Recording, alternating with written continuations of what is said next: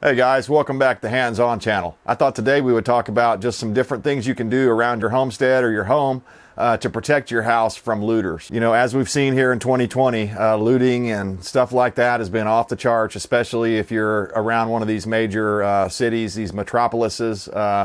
Most of these are democratically controlled cities, as we know.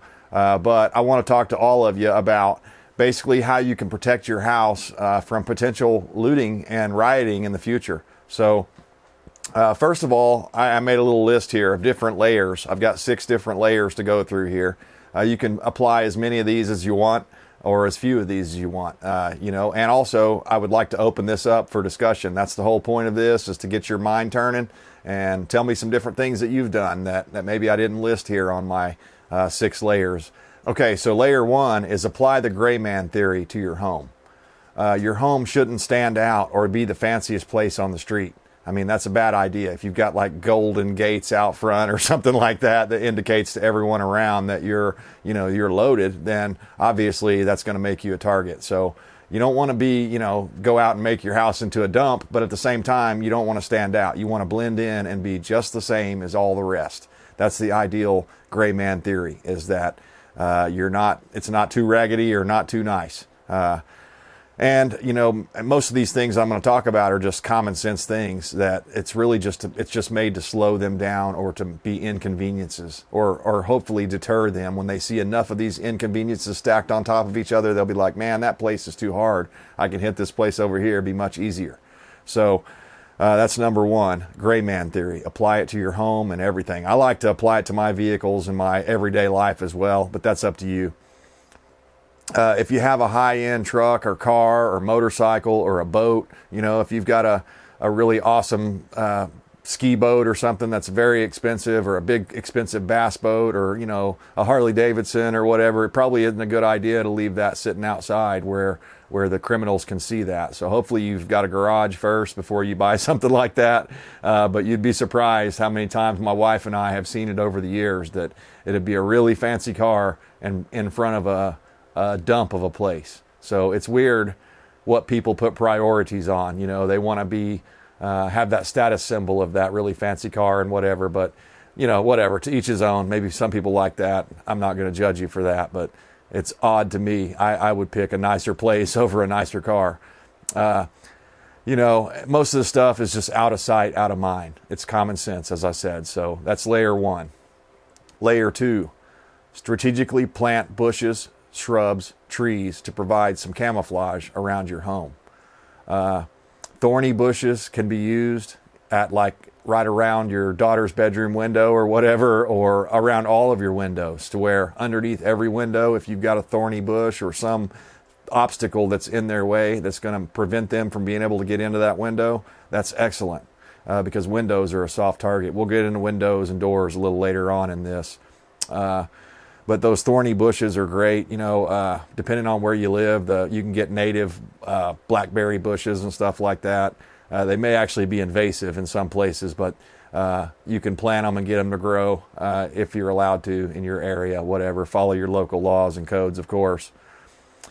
Here's another one I thought of earlier, a raised garden bed. I haven't done this yet myself, but I think it's a great idea. If you put a raised garden bed in the right place, or even just a big mound of dirt in the right place, and you grow strawberries on top of it or something like that, or potatoes or whatever, that dirt mound can, obviously you've seen all the army movies and stuff like that where the dirt bags are used, the sandbags are used, to make a little pillbox or a little makeshift foxhole or a defensive position. That's the point. If you have a raised flower bed that's raised high enough, I'd say probably about 2 to 3 feet high is what you need to be able to lay prone behind it, then that could be an excellent defensive position for you. And if it had to become a shooting position for you, it could, if you had massive rioters that were shooting at you and stuff like that, and you had to protect yourself, then that could become a real nice thing to have. So just think about that. Layer 3. Criminals are lazy bastard scumbags. We all know that. We've met them before. We've dealt with them before in our lives, and known them in school and stuff like that. And you got to use that to your advantage as a homeowner, as a property owner. as somebody trying to protect your stuff here. A fenced-in yard might make all the difference. It might deter some criminals, especially if it's posted private property, no trespassing, and beware of dog. Also, another good one is smile, you're on camera. Now, I'd be careful not to put too much of that stuff on there because, again, that could do the opposite. It could, if no one else in the neighborhood has anything like that and you're the only one, then that could make you a target because especially I see some of the dumbest stuff sometimes and whatever, no judgment against you if you've got this, but I personally wouldn't do this. People that put out, never mind the dog, beware the owner, and it's got a .357 Magnum. These threatening things that people put up as a joke probably, and also in some cases they're serious about it. So I wouldn't put that sort of thing on my house because it could be legally, it could be a bad deal for you. If something did happen, you actually did have to defend yourself and shoot someone. If you've got that threatening statement out there, that could be bad for you in the courts. So I wouldn't do it. I wouldn't give any indication that I'm a firearms owner anywhere outside of the property, on the property, anything like that. Because, the way thugs are now, you could be out somewhere in the city and maybe you're doing whatever. You stop by a Walmart or something and you didn't really notice it, but someone saw your NRA sticker on the back glass, or they saw, whatever, from my cold dead hands sticker on your bumper or whatever, and they're like, oh, okay, this guy's a gun owner. I mean, some of these criminals have gotten savvy, so they can sit there and check it out, look at your vehicle and kind of tell. Maybe you've got a gun rack, and there's not too many of those left, but you get what I'm saying. If you've got that sort of stuff on your vehicle, then a criminal out in the city or something like that could see that, follow you home, wait for all your lights to go off at nighttime, and if you're not defended and you don't have these different layers of security, then they can just walk right up, kick your door in, and come in, and it won't be a looting situation. That's a invasion, a home invasion when that happens. So that's a whole nother level. We're not really talking about that too much on this video, but yeah, be prepared for that sort of thing. And my advice is just don't put any of your political ideologies or any of your pro-gun stickers on your car, and just don't put yourself in that situation to begin with, and make sure you don't get followed home. So number 4, layer 4, guard dogs, Rottweilers, German Shepherds, they're all great ways to make looters skip your place. So a big snarling dog, foaming at the mouth. I like Rottweilers. They're actually pretty nice dogs, but they can be trained to be very good guard dogs. German Shepherds are also good. Doberman Pinschers. There's many, many different breeds that are suitable guard dogs. American Bulldogs, even Pit Bulls, on and on and on. If you've got a couple of snarling Pit Bulls, then that's going to probably make that criminal go, I don't want to go to that place. So unless they're targeting you specifically, then that's going to be a deterrent for most people. So I would highly recommend having some guard dogs of some kind. And even if they're not truly guard dogs, if they have the appearance of guard dogs, that's oftentimes enough. And let's get on to the next little category here in number 4. It's alarm dogs. They're the next best thing. So if you can't, maybe you've got small children and stuff and you're afraid to have a pit bull or a Rottweiler or something like that, because there are loads of horror stories about kids being mauled by dogs. So you have to take that into consideration. And if you're going to have dogs like that, you need to have your fence marked and have your dogs contained. Don't let big guard dogs run around because, if they got a hold of a kid or something, you're liable and responsible for that sort of thing. Or even in some cases, I've heard, just depending on what state you're in, I've heard of some cases where the criminals, they actually were trespassing on your property. It was clearly marked no trespassing, but the dog got a hold of them and chewed up their knee or something, and then they're going to sue you because that's the way that the court systems are. I don't know. I don't think that's every state, and you probably want to lawyer up if that happens, and obviously, try to use the Constitution and all that to your advantage. But anyways, it comes with a liability. That's the point of that. But the alarm dogs, they can be a smaller variety. They don't have to be giant dogs. You can get a mutt. A lot of times you can go get a dog at the animal shelter for free and make it a wonderful family pet and also an alarm dog. And you'd be surprised. Sometimes those little dogs can actually be guard dogs as well, just depending on how loyal they are and how much they love you and your family and stuff like that. But you need to make that bond with the animal before, and they're going to need to bond and learn the territory before they're going to be an effective dog, a guard dog or an alarm dog. So that's going to take some time and some effort there on your part, a lot of training. So just be ready for that. That's kind of a big commitment. Number 5, this is a big one. Layer 5. Criminals will use the dark to their advantage. So strategically placing some motion sensing lights, like on the corners of your buildings that you're trying to protect, especially your house, is a great idea. Not only will it clue you in, we have some on our home, and it'll let us know if there's something out there. Many times it's just a cat. Many times it's, some stray dog or something that wandered in, because I don't have my front yard fenced off. And that's another thing, kind of to back up the fencing just for a moment. Personally, my preference is fence all the way around all of the corners of your property that you own, because then you can let your dog control the entire front entrance as well. You'll have to work out what kind of gate you're going to have to open up and close so you can get in and out of there easily.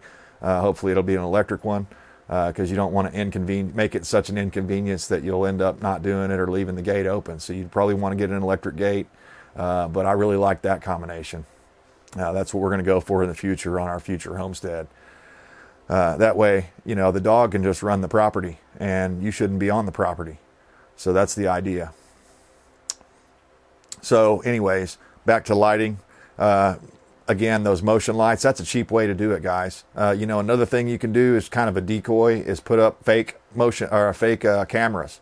They've got those all over the place. I've seen them at Harbor Freight. I've seen them on Amazon. You can buy the fake little cameras that have lights on them and such and look like real cameras. And to most criminals, they're not going to know whether that's a real camera or a fake one. If you've got the budget, buy real cameras. Buy good ones. To finish off the lighting thing, the motion lights, I believe, can actually act to scare off the criminals. And it does 2 things. It'll startle them because all of a sudden the light's shining on them, and it'll wreck their night vision, because now a big bright double light has just shot. Those floodlights are pretty bright.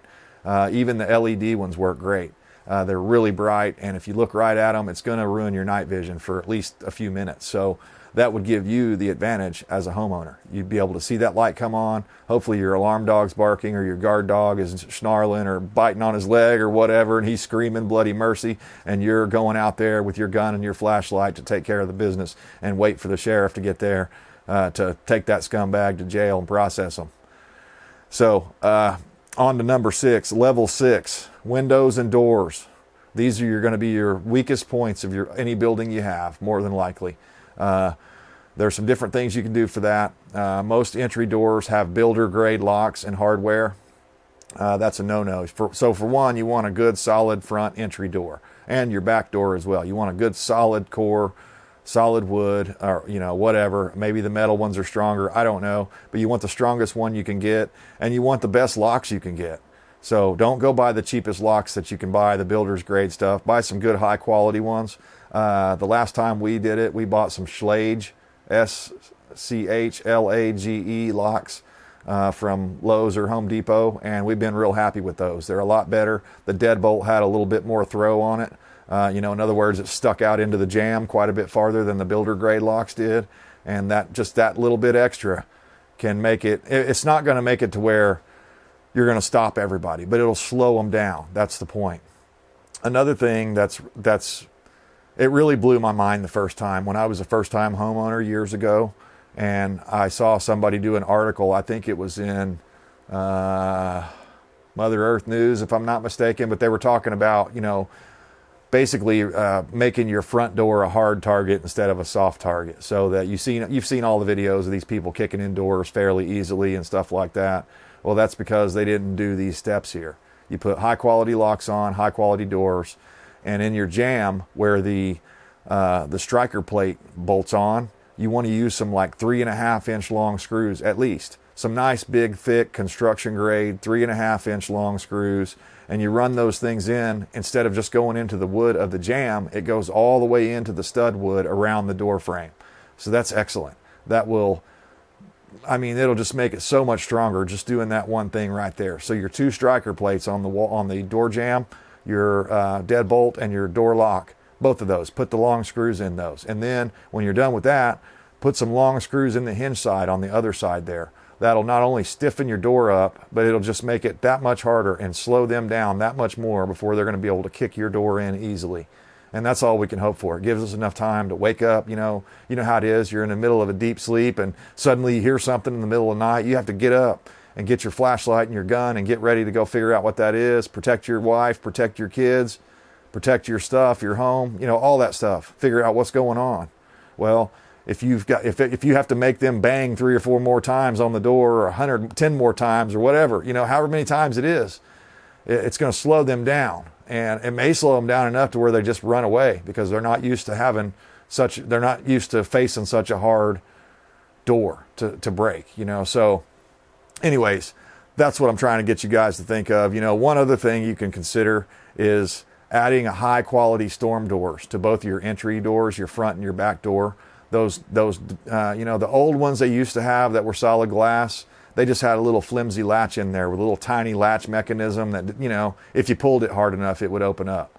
But the more modern ones have an actual lock cut into them and, a nice door latch handle, and you can lock it from the outside. So when you go to town or something like that, or go on vacation, you can add that extra layer that they would have to break before they'd be able to get to your door. So again, when they see that, that may be enough to deter them away.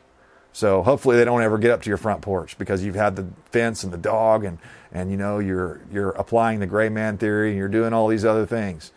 But if they do, you want to slow them down, and that's the best you can hope for. Make it as big of an inconvenience as you possibly can. But glass doors and windows, they're particularly the softest points on any house. So if you have a door, one of the things I don't like is a lot of the back doors I see, they have a great big piece of glass in them. I can't get myself in the screen there, but let's say the top section has a big piece of glass in it. That's fine as long as that glass is high enough up away from the deadbolt. Because what you don't want to do is have a piece of glass where the deadbolt is right here and the bottom edge of the piece of glass is right here. So they can just break it out, reach in and turn the deadbolt. And another thing I like is a keyed deadbolt on both sides. That way, if you do have a glass door like that, you can pull the inside key out, and even if they were able to break it, they wouldn't be able to undeadbolt the door because it's keyed instead of a knob. Hopefully you know what I'm talking about. So the idea is locks are meant to keep honest people honest, and all of this stuff is meant to keep honest people honest, and you want to make it as difficult for them as you possibly can because, again, criminals are lazy bastards. That's why they're doing what they're doing instead of working an honest job like you and I do. So if all else fails and all these defenses that you put up fail to keep the looters out of your house and they get in your house, keep the most valuable items out of view, out of plain sight. They're probably going to come in. If they're low-level thugs, they're probably going to come in. They're going to be scared to death. They're going to want to get in and out of there as quickly as they can. So have things hidden. Have things, that you really care about bolted down in a highly secure safe somewhere that's even hidden, maybe back in a closet somewhere or in a back bedroom that's not easily accessible or easily seen. Many times just hiding things in plain sight even works. Interior walls on your homes are hollow. There's no insulation in there. You just have to watch out for wiring and plumbing and stuff like that. But there are all sorts of things. There's a mirror that I've seen years ago. There was a mirror you could buy that fit into that stud section there. And it looks just like a regular normal mirror. It's a beautiful looking mirror, but you push a certain button with a magnetic lock, and back behind there you can store your handgun or whatever. If you want a big one, you can store an AR-15 in there. So the sky's the limit. A lot of that kind of stuff, this hidden in plain sight furniture is excellent. You could have coffee tables with, little drop thing underneath there, a drop shelf where you could hide a little gun in there. There's just tons and tons of ways to do it where your stuff's not laying out easily accessible for criminals, because that's what they're going to do. Because they're lazy, they're going to come in fast. They're probably going to grab your TV. They're going to grab anything like that, electronics that they can grab quickly and resell quickly. Any tools, if they're going in your shop, that's the hard one. If they go into your shop, you've got tools everywhere and you can't put them up. Well, they're just going to start loading up all the tools that they can get to the quickest that they can see. Will bring them the highest resale over at a pawn shop. So try to keep your stuff locked up, even in your shop. Even here, it would be difficult because it would be slow for them because I've got my tools all over the wall. So they'd have to come through there and, you know, rake the tools off. They'd probably be more likely to grab big cases and just take the cases out and stuff like that. So just think like a criminal in that way. And if you ever do get hit, hopefully your most prized possessions will be protected somewhere and hidden. So guys, let me know if you have anything to add to this little list of different things you can do to protect your house from looters and rioters and stuff like that. And I hope and pray that that never happens to you or me. And, you know, I've said it before, I'll say it again. I stand for liberty. I hope you do too. We'll see you next time.